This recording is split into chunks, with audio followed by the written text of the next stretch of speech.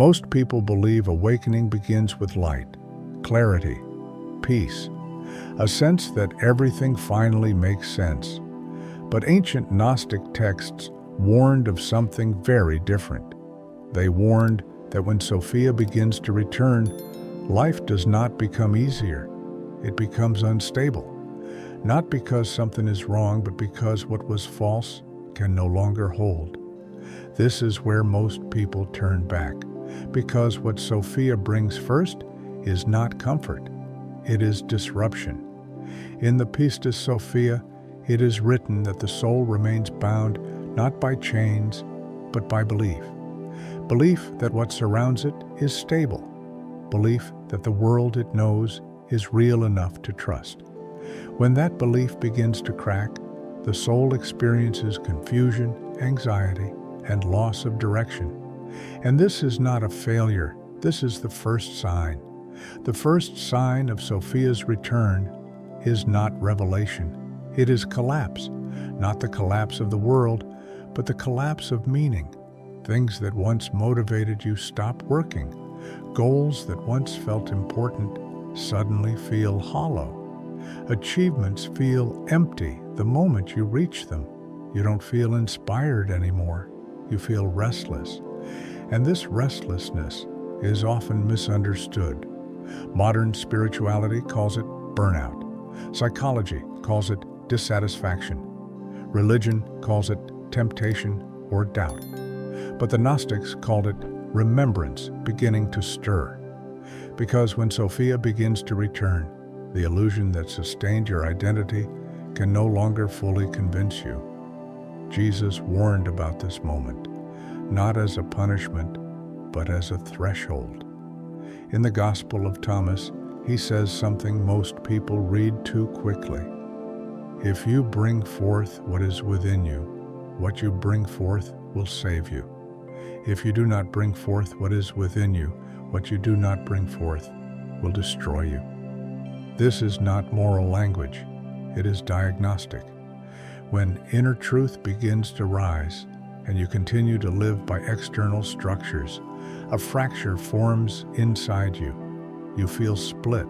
You wake up every day doing the same things, yet something inside you knows they no longer align. This is why so many people feel trapped in repetition. Same relationships, same patterns, same disappointments. They think they need a new technique, a new belief, a new path. But the Gnostics warned, seeking novelty is often how the trap resets itself. The first sign of Sophia's return is not progress. It is discomfort with repetition. The sudden realization that no matter what you try, the structure of your life remains the same. Different faces, different jobs, different cities, same inner script. And here is where the archons tighten their grip, not through force, but through distraction. They offer explanations. They offer self-improvement. They offer endless optimization. Do this better, think differently, manifest harder, heal more. But none of it touches the root, because the root is not behavior, it is identification. You are still operating from the same center. Sophia does not return to decorate your life. She returns to dissolve the false center that has been running it. This is why Jesus warned that the kingdom does not come with signs to observe. Because the first sign looks like loss of certainty, loss of direction, loss of the version of yourself you thought you were becoming. This is where most people panic. They rush to rebuild meaning. They rush to label the experience. They rush to escape the discomfort. And in doing so, they miss what is happening. Sophia does not shout. She withdraws the false supports. She removes the illusions quietly. And if you are not ready to let go, you experience her return as suffering. This is why awakening feels like regression at first. You feel less sure than before, less motivated, less certain of who you are. But this is not going backward. It is the beginning of unlearning. The world taught you to build your identity outward, your value, your purpose, your future. Sophia returns to invert that movement, to turn awareness back toward its source. And that inversion is deeply uncomfortable because it threatens the entire structure of the life you are living. If this resonates with you, it does not mean you are broken. It means something within you has stopped pretending. The first sign is not light. It is the inability to keep living the lie comfortably. And once this begins, there is no returning to sleep. Not because you have awakened, but because the dream has begun to lose coherence. What comes next is more unsettling, because once meaning collapses, the ego attempts to rebuild itself spiritually. And this is where the second sign emerges. After meaning collapses, the mind does not surrender. It adapts. This is the second sign Sophia is returning, and it is far more deceptive than the first. Because when the old identity begins to dissolve, the ego does not disappear. It spiritualizes itself. This is the moment when many believe they are awakening, but are actually becoming more deeply trapped. The Gnostics warned about this explicitly. They spoke of a counterfeit light, a false illumination that appears after confusion, designed to stabilize the ego just enough to keep it in control. You begin to consume spiritual ideas, not to see truth, but to replace what was lost. You adopt new language, new explanations, new frameworks. You stop saying, "I'm lost," and start saying, "I'm awakening." But internally, nothing has changed. You're still afraid, still restless, still seeking control. Only now, the search feels meaningful. This is why modern spirituality is so effective as a trap. It does not suppress awakening, it imitates it. The archons do not fight consciousness directly. They redirect it. They allow you to feel special, chosen, different from others. You begin to see yourself as someone who knows, and knowledge becomes identity. This is the moment Jesus warned about when he spoke of blind guides. Not people who lack information, but people who mistake concepts for sight. In the Gospel of Thomas, he says, "Those who seek should not stop seeking until they find. When they find, they will be disturbed.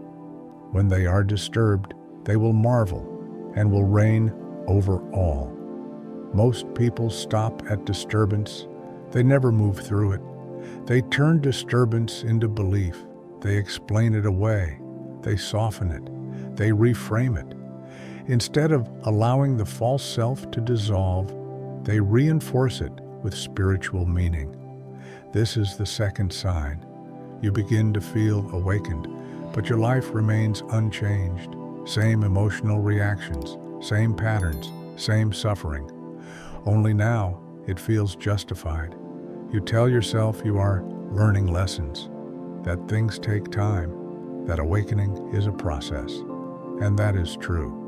But here is what the Gnostics understood. A process that never transforms perception is not awakening. It is postponement. Sophia does not return to give you better explanations. She returns to expose the structure of illusion itself. This is why the second sign feels seductive. You feel calmer than before, more informed, more aligned, but you are no closer to freedom. The ego has simply changed costumes. This is why Jesus said that the kingdom is not found by saying, "Here it is," or "There it is." Because the moment you locate truth externally, you miss it internally. Spiritual identity is one of the strongest anchors of the false self. It gives you meaning without requiring surrender. It allows you to feel advanced without letting go of control. And the archons thrive on this, not because they are beings watching you, but because they represent patterns of consciousness that reinforce separation. Every time you cling to being more awakened than others, the structure remains intact. Sophia's return exposes this mercilessly. You begin to notice a subtle tension. You speak of truth, but you are still seeking validation. You speak of freedom, but you still fear losing your identity. You speak of awakening, but you avoid silence.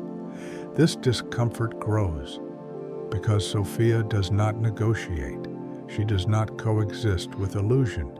She withdraws clarity until the false light collapses under its own weight.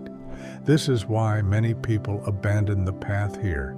They say spirituality no longer works. They say they are disillusioned. They say nothing helps. But the problem is not that nothing helps. It is that what helped before can no longer distract you. The second sign is not peace. It is the realization that spiritual comfort no longer satisfies. And once this becomes clear, the mind has one last strategy. It tries to ascend, to escape, to transcend the human condition entirely.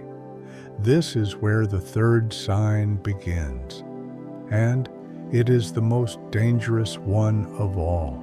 After spirituality becomes identity, the ego attempts something more ambitious. It tries to leave the human condition altogether. This is the third sign Sophia is returning, and it is the most misunderstood because it feels elevated, clean, transcendent. You no longer want to fix your life. You want to rise above it. You stop caring about the world, about relationships, about society. You tell yourself you are detached. But detachment is not the same as clarity. The Gnostics warned that one of the greatest illusions is the desire to escape incarnation, to flee the body, to flee emotion, to flee limitation. This is what they called false ascension, not rising in awareness, but rising away from reality. In the Apocryphon of John, the rulers are described as creating layers of heaven, each more beautiful than the last, each more convincing. Why? Because if the soul believes it has ascended, it stops questioning the structure, it stops seeing. Modern spirituality reproduces this perfectly. You are encouraged to vibrate higher, to avoid negativity, to transcend pain. But pain is not the enemy of awakening. Avoidance is. Jesus never taught escape from the world. He warned against losing oneself in it, but he also warned against abandoning it. The light is within you, he said, not above you, not after death, not in another realm. False ascension creates a subtle superiority. You begin to feel separate from others. You see suffering as unconsciousness, emotion as weakness, attachment as failure. But this is not wisdom, it is dissociation. Sophia's return exposes this sharply, because the more you try to rise away from your humanity, the more fragmented you become. You lose grounding, presence, compassion, and the ego loves this position. It no longer needs to solve life. It only needs to float above it.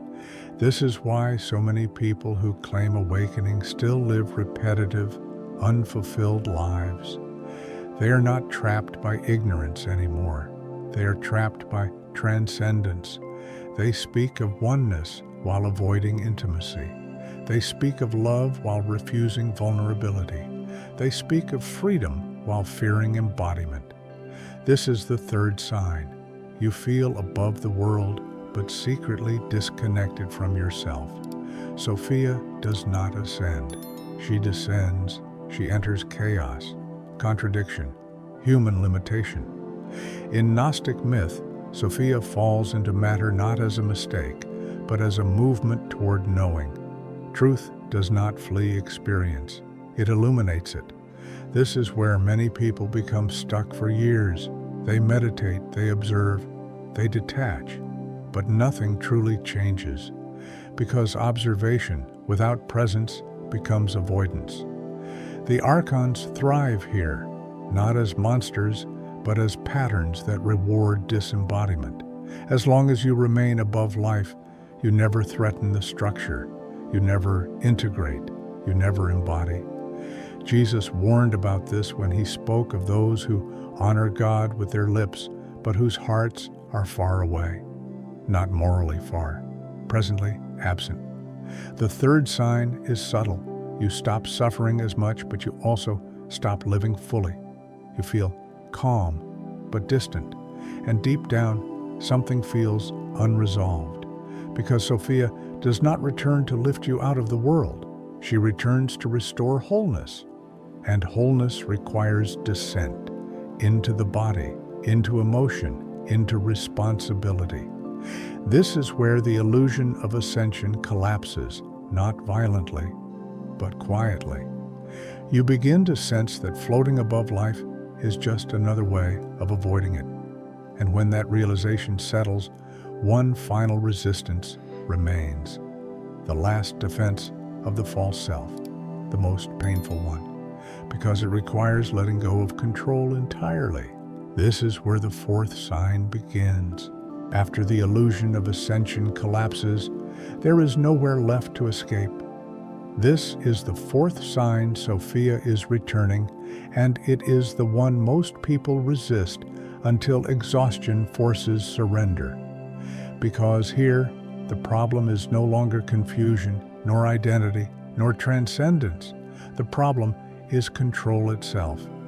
Up to this point, every strategy has been about managing experience, understanding it, improving it, transcending it, reframing it. But now, none of that works. You realize something unsettling. No matter what you do, nothing fundamentally changes. You try discipline, you try surrender, you try acceptance. And still, the same inner patterns return. This is where many people feel despair. They think they have failed spiritually.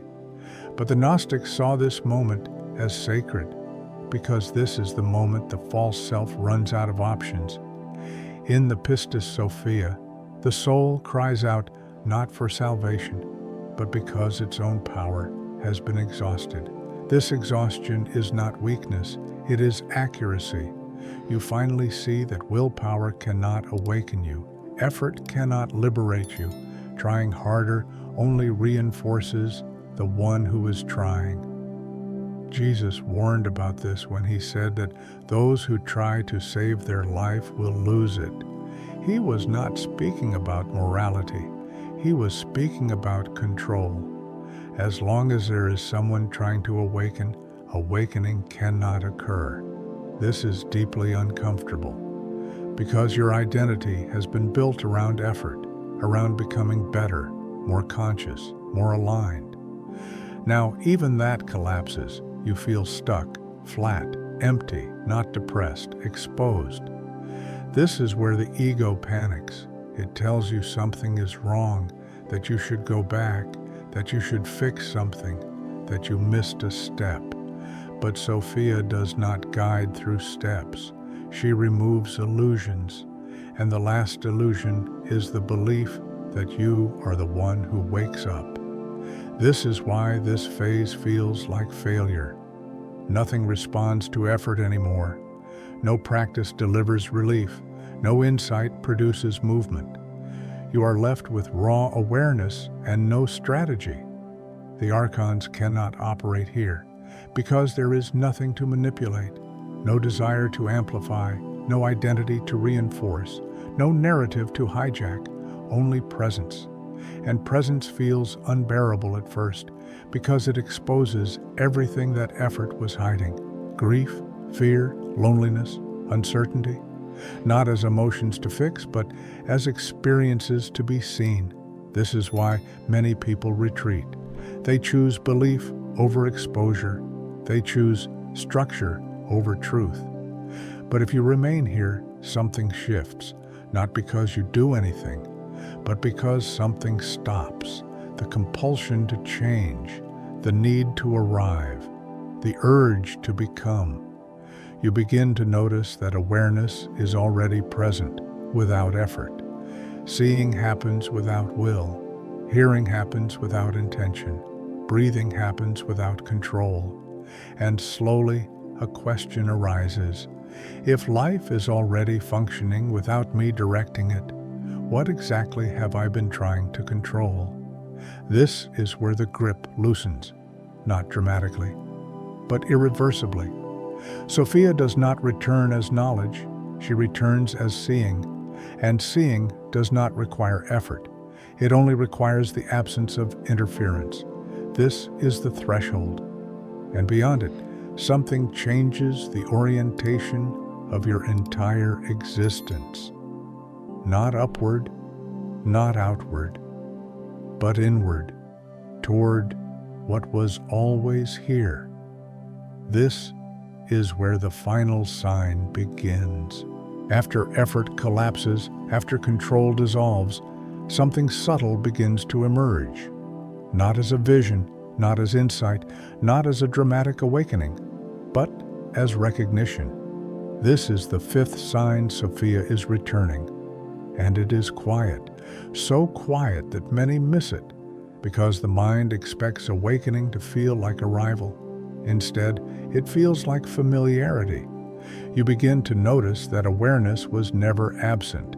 It was simply obscured by movement, by effort, by seeking, by becoming.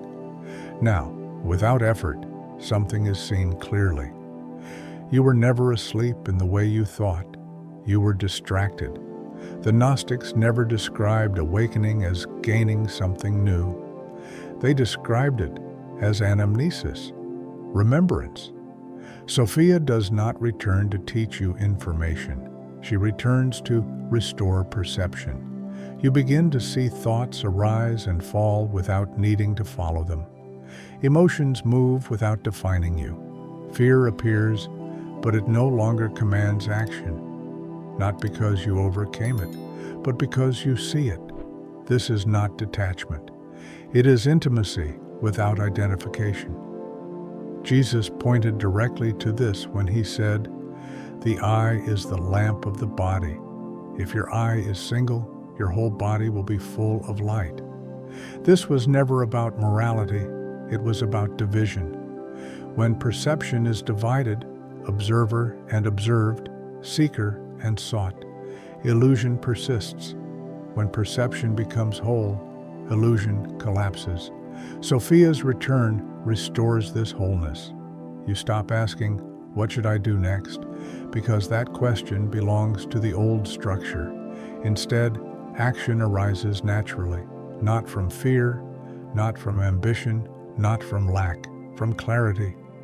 You still live your life, you still work, you still relate, you still face uncertainty.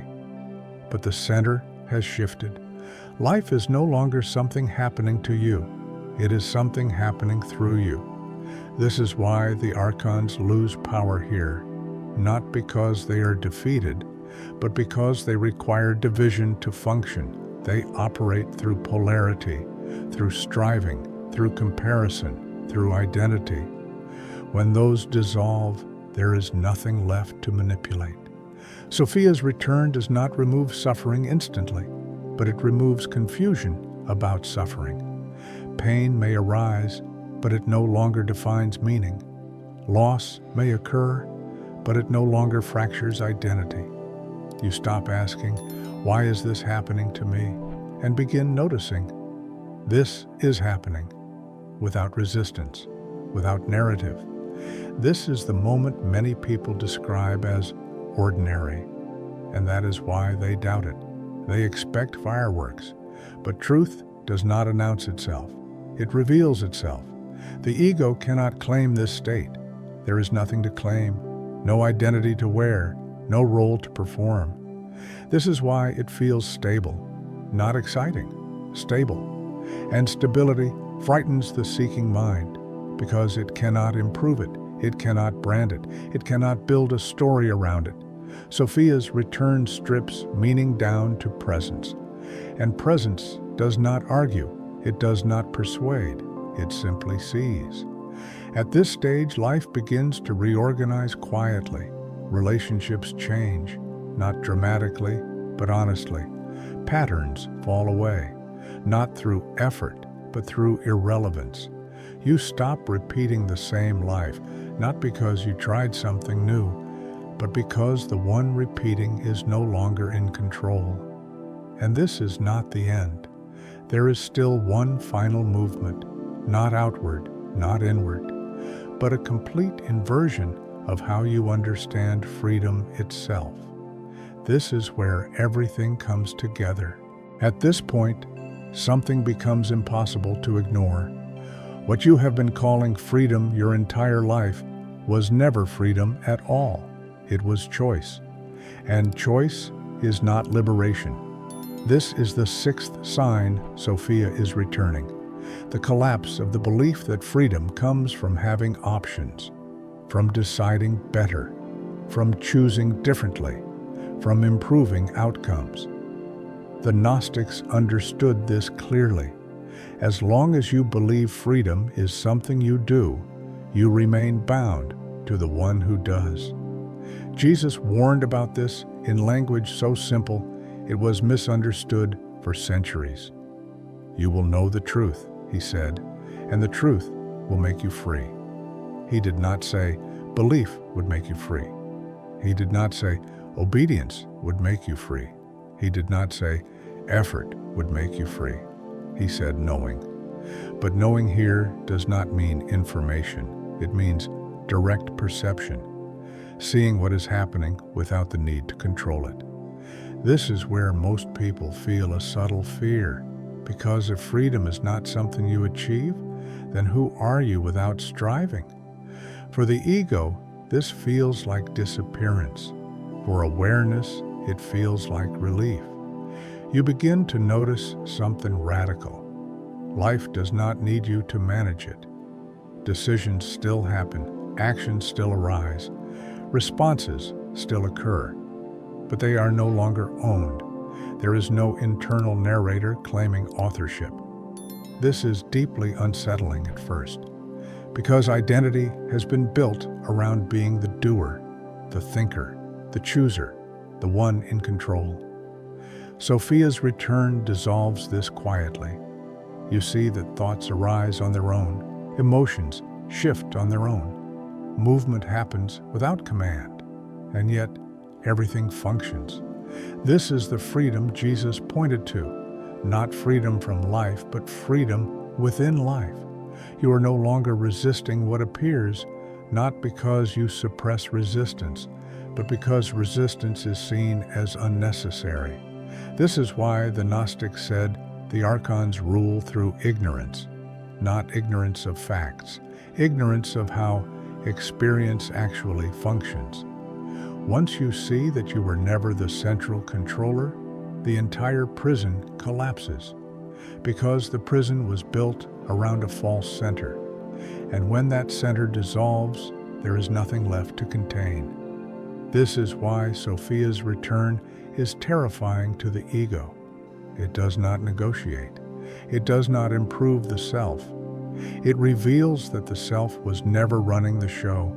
You still care, you still act, you still engage. But the tension is gone. The constant internal pressure to get somewhere disappears. Life is no longer a problem to solve. It becomes a movement to participate in. This is why so many people misunderstand Gnosis. They think it leads to passivity, but what it leads to is alignment. Action without friction, presence without effort, clarity without struggle. You begin to live not from reaction, but from responsiveness, not from fear, but from immediacy. This is not a mystical fantasy. It is profoundly ordinary, and that is why it is so rare, because the mind seeks drama. Sophia brings simplicity. Jesus pointed to this again and again. When he spoke of becoming like children, he was not praising innocence. He was pointing to unburdened perception. No commentary, no resistance, no self-importance, just seeing. At this stage, the question, how do I awaken, no longer makes sense, because awakening is not an event. It is the absence of the one who was trying to awaken. And when that absence stabilizes, something remarkable happens. You begin to see the world clearly, not as illusion or enemy, but as a field of appearances, transient, imperfect, alive. This is not escape. This is incarnation, fully inhabited. And there is one final realization that seals this understanding completely. The one most people never reach. At the end of everything you've heard, there is something important to understand. Sophia does not return as an event. She does not arrive in the world. She does not descend from the sky. She returns the moment illusion can no longer convince you. This is why so many people never notice her return. They are waiting for something dramatic, a sign in the world, a change in circumstances. But the Gnostics warned that waiting itself is part of the trap. The real prison was never the world. It was the belief that freedom would come later. That one day, after enough work, after enough healing, after enough understanding, life would finally begin. Jesus warned about this illusion directly. The kingdom is not coming in ways that can be observed, he said, nor will they say, look, here it is, or there it is. For the kingdom of God is within you, not within your thoughts, not within your beliefs, not within your identity, within awareness itself. The moment you stop expecting life to change you, something changes. Not outside, inside the way you relate to everything. The repetition breaks not because the world becomes different, but because you are no longer trying to escape it. You stop repeating the same life because the one who was repeating is no longer in charge. This is the return of Sophia, not as knowledge, not as prophecy, not as salvation, as clarity. And clarity does not shout. It does not persuade. It does not convert. It simply reveals what has always been here beneath the noise of becoming. This is why awakening feels anticlimactic to the ego. There is no badge, no title, no finish line, just presence. And presence does not need validation. It lives, it acts, it responds quietly. If something in this video unsettled you, that is not a mistake. Discomfort is often the first honest signal that illusion is loosening. You don't need to force anything. You don't need to fix yourself. You don't need to escape your life. Just notice where you are, still waiting for freedom to arrive later. That waiting is the last veil, and seeing it clearly is already the beginning of Gnosis. If these words resonated, it's because something in you recognized them, not intellectually, experientially. This channel exists for that recognition, not to give answers, but to dissolve the questions that keep repeating. If you want to go deeper into these teachings, stay here. More reflections are coming, not to wake you up, but to help you remember what was never asleep.